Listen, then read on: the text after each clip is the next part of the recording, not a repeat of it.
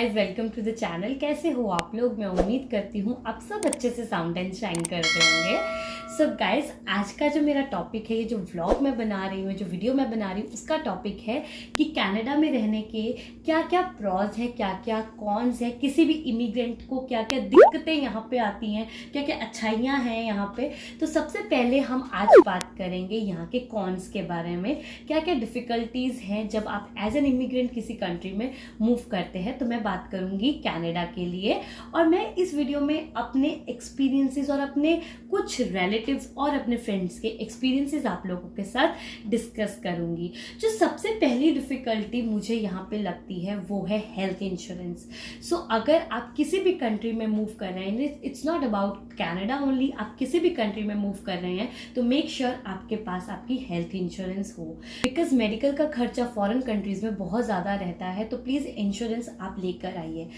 अगर आप पीआर पे आ रहे हैं या फिर आप वर्क परमिट पे आ रहे हैं, आपको हर टाइम अपनी हेल्थ इंश्योरेंस को सबसे पहली प्रायोरिटी समझना है।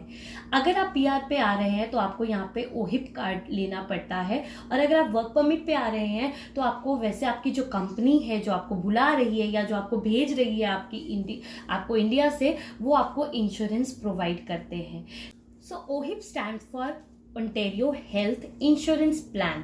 सो ये जो ओहिप है ये आपको लेना ज़रूरी है। ये ओहिप जो है वो आपका कवर करता है डॉक्टर फीस को, कि डॉक्टर्स को आपको कोई फीस नहीं देनी पड़ेगी अगर आपके पास ओहिप है। लेकिन ओहिप भी आपको तब मिलता है अगर आप पीआर पे आ रहे हैं, तो आपको कनाडा लैंड करने के 3 मंथ्स के बाद ही आपको ओहिप कार्ड मिलेगा। तो इससे पहले अगर आप पीआर पे आ रहे हैं या फिर आप वर्क परमिट पे आ रहे हैं, तो कनाडा लैंड करने से पहले ही आपको अपना इंश्योरेंस जो है उसको मेक श्योर करना है कि आपके पास कोई ना कोई इंश्योरेंस हो। वैसे जो वर्क परमिट पे आते हैं उनको कंपनीज खुद से इंश्योरेंस प्रोवाइड करती है। जैसे कि हम जब कनाडा मूव कर रहे थे तो हम लोगों को जो है हमारी कंपनी ने इंश्योरेंस प्रोवाइड करी थी मेफेयर, जो कि ओहिप का ही रोल प्ले करती है। और जो हमारी मेडिसिन के लिए है वो सन लाइफ है, क्योंकि ओहिप सिर्फ डॉक्टर फीस को कवर करती है, ना कि मेडिसिन को। तो मेडिसिन के लिए आपको अलग जो है वो इंश्योरेंस लेनी पड़ेगी, क्योंकि यहाँ पे मेडिसिन बहुत ज़्यादा एक्सपेंसिव है। अगर आपको डॉक्टर से नॉर्मल कंसल्टेशन के लिए भी जाना है तो वो आपका अराउंड $70 to $100 आपकी जो है वो फीस रहती है। या अगर आप किसी को भी विजिटर वीज़ा पे बुला रहे हो, अपने पेरेंट्स को बुला रहे हो, अपनी फैमिली को बुला रहे हो, अपने फ्रेंड्स को टिप्स दे सकते हो कि कनाडा आने से पहले, लैंड करने से पहले उनके पास जो है वो इंश्योरेंस बिल्कुल ज़्यादा इम्पॉर्टेंट है। इनफैक्ट अगर आप भी प्लान कर रहे हैं अभी कनाडा आने के लिए, तो आप भी अपनी इंश्योरेंस पहले से ही लेकर आइए, बिकॉज यहाँ पे आके आपको 3 मंथ्स का वेट करना पड़ सकता है। और यू नेवर नो, कैसी सिचुएशन कभी भी हो सकती है। और यहाँ पे मेडिकल ट्रीटमेंट बहुत ज़्यादा एक्सपेंसिव है। एक नॉर्मल सर्जरी की अगर हम बात करते हैं तो इट कॉस्ट अराउंड $10,000 से $20,000, बिल्कुल छोटी सी ही सर्जरी भी। तो मैं अभी आप लोगों के साथ एक अपना ही एक्सपीरियंस शेयर करती हूँ, अपने एक फ्रेंड का एक्सपीरियंस शेयर करती हूँ।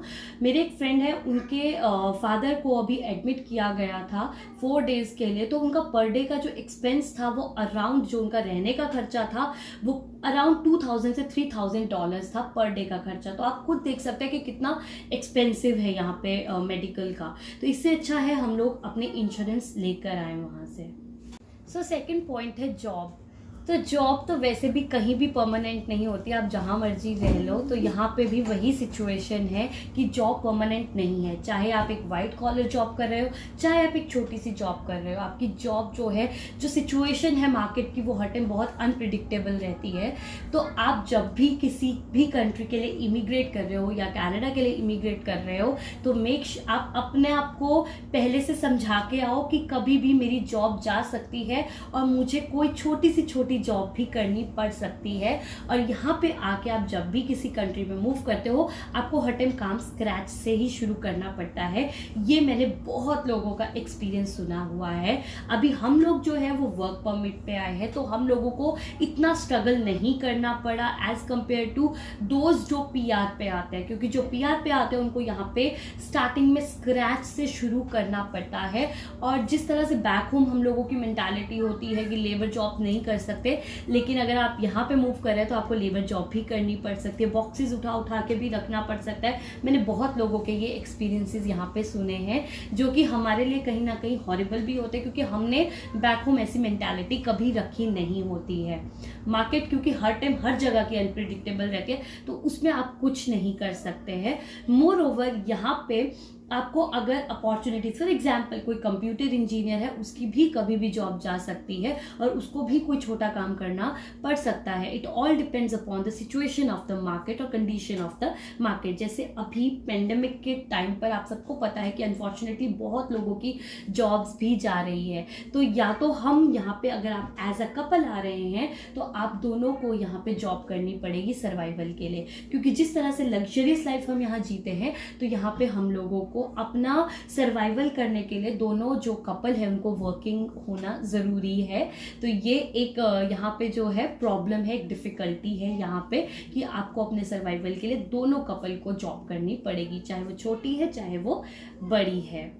क्योंकि जब आप पीआर पे आते हैं और आप कनाडा लैंड करते हैं तो आपके पास एकदम अपॉर्चुनिटीज़ नहीं होती है। उनको ग्रैब करने के लिए आपको कनेडियन एक्सपीरियंस लेना पड़ता है, और कनेडियन एक्सपीरियंस इतना इजीली नहीं मिलता है, तो इनिशियली आपको थोड़ा तो स्ट्रगल करना पड़ेगा ना। तो ये चीज़ आप हर टाइम अपना माइंडसेट करके आइए कि हमें वहाँ पे जाके स्ट्रगल करना पड़ सकता है, बिकॉज बैक होम हम लोगों को हर टाइप से सपोर्ट मिलता है। यहाँ पे आके आपका कोई आपको नहीं जानता, आपको कोई सपोर्ट नहीं मिलेगा, चाहे वो फाइनेंशियली है चाहे वो मेंटली है।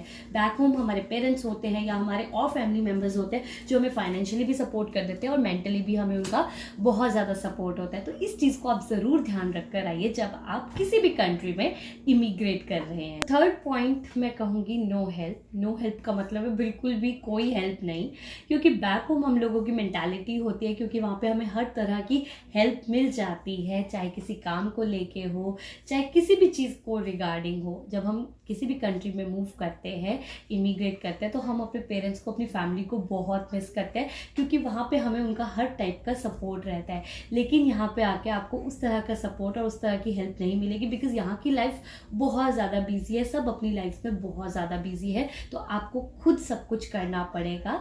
तो यहाँ पे आके क्योंकि ना तो उतना आपका फैमिली होता है, ना ही आपको उतना फ्रेंड सर्कल होता है, जब आप न्यू आते हैं तो आपको हर चीज़ के लिए खुद से स्ट्रगल करना पड़ता है। तो जब भी आप मूव करते हैं या इमिग्रेट करते हैं, आई वुड से आप आके सबसे पहले अपना सोशल सर्कल डेवलप करने की कोशिश कीजिए, क्योंकि जब आप अपना सोशल सर्कल डेवलप करते हैं तो आपके पास एक सपोर्ट होता है फ्रेंड्स का और फैमिली का, जो आपका स्ट्रेस ख़त्म कर सकते हैं, आई वुड से। तो अभी फॉर एग्जांपल आप कोई फैमिली है, अगर आपको किसी भी काम के लिए जाना है तो आपको पूरी फैमिली को इकट्ठे जाना पड़ता है, क्योंकि अगर आपकी फैमिली में छोटे बच्चे हैं आप उनको अकेला घर पे नहीं रख सकते हैं।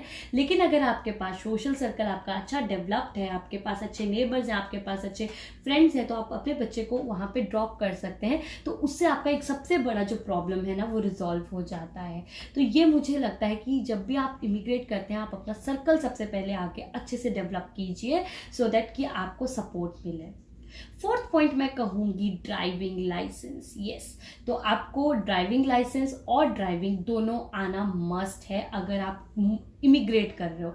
नॉट इमिग्रेट, कहीं पे भी आजकल इंडिपेंडेंट होने के लिए हमारे को ड्राइविंग आना बहुत ज़्यादा ज़रूरी होता है।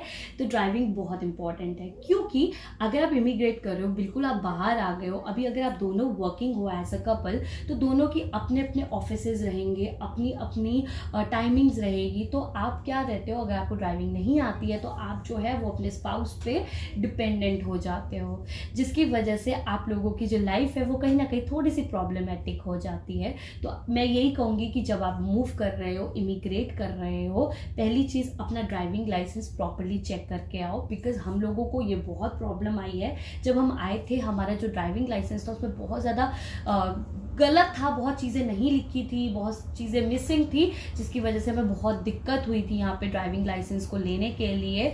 और साथ में जब भी आप मूव करते हो तो आप एक्सट्रैक्ट लेकर आइए, ड्राइविंग एक्सट्रैक्ट लेकर आइए साथ में, और प्रॉपर्ली साइंस देख कर आइए कि प्रॉपर जो अथॉरिटी है उनके साइन है वहाँ पे, डेट प्रॉपर्ली मैंशनड है, कोई स्टैम्प मिसिंग तो नहीं है। बिकॉज एक बारी जब आप आ जाते हैं ना, उसके बाद 1-2 साल से पहले आप वापस नहीं जाते, और अगर आपको 1-2 साल तक लाइसेंस नहीं मिलेगा वो आपके लिए बहुत ज़्यादा डिफिकल्ट हो जाएगा। और मैं कहूँगी जब आप मूव कर जाते हैं तो सबसे पहले यहाँ पे आके अपना ड्राइविंग लाइसेंस ही लीजिए एंड देन उसके बाद ड्राइविंग की क्लासेस ज़रूर लीजिए, क्योंकि उससे आप बहुत ज़्यादा इंडिपेंडेंट हो जाएंगे। क्योंकि इंडिया की तरह यहाँ पे कोई भी शॉप बिल्कुल डोर स्टेप पे नहीं मिलेगी, आपको बहुत बहुत दूर जाना पड़ता है और ये प्रॉब्लम हम भी फेस करते हैं। इसीलिए मैंने आपको अपना ये एक्सपीरियंस ज़रूर बताया कि आप ज़रूर इस पर काम कीजिए। दूर से देख के तो यही लगता है कि कोई बाहर मूव कर गया है तो उसकी लाइफ में कोई डिफ़िकल्टी नहीं है, उसने कोई स्ट्रगल नहीं किया है, लेकिन ये उसको पता होता है कि यहाँ की लाइफ इतनी ईजी नहीं होती है। बहुत स्ट्रगल्स करने के बाद कोई भी किसी कंट्री में इमिग्रेट कर पाता है, और सिर्फ आने से पहले ही स्ट्रगल नहीं होता बल्कि आने के बाद भी बहुत स्ट्रगल करना पड़ता है, हर एक चीज़ को मैनेज करना पड़ता है प्रॉपर्ली, जो कि एक बहुत बड़ा स्ट्रगल है। क्योंकि जैसे मैंने कहा यहाँ पे आपको और कोई सपोर्ट नहीं मिलता है, तो ये सारे स्ट्रगल्स आपको हर एक इंसान को, हर एक इमिग्रेंट को जो इमिग्रेट करा है या करने वाला है, उन सबको ये स्ट्रगल्स करने पड़े। सो ये कुछ मेरे अकॉर्डिंग कॉन्स है कनाडा आने के या किसी भी कंट्री को में मूव करने के। प्रॉस भी बहुत ज़्यादा है, क्योंकि कनाडा तो बहुत ज़्यादा ब्यूटीफुल कंट्री है, मुझे बहुत पसंद आ रही है। यहाँ पे प्रॉब्लम्स तो हर जगह रहती ही रहती हैं, बस हमें उन्हें मैनेज कैसे करना है वही एक बहुत बड़ा वही एक चीज़ होती है कि हमें उन्हें मैनेज कैसे करना है। अदरवाइज कनाडा में इतनी डिफ़िकल्टीज नहीं आती है, बहुत आप अच्छा फील करोगे, यहाँ पे पॉजिटिव फील करते हैं हम कनाडा में। सो आई होप आप लोगों के लिए ये वीडियो यूज़फुल रही होगी। अगर वीडियो यूज़फुल रही होगी तो प्लीज़ लाइक कर दीजिएगा, और अगर चैनल पे न्यू है तो please consider me subscribing along with the bell, so that आप फ्यूचर में आपको सारी नोटिफिकेशंस मिलती रहे। और इस चैनल पे हम कनाडा से रिलेटेड बहुत सारी वीडियोज़ शेयर करते रहते हैं, अपने व्लॉग्स और अपने लाइफस्टाइल कनाडा की लाइफ दिखाते रहते हैं। सो स्टे ट्यून्ड अगर आपको अच्छा लगता है।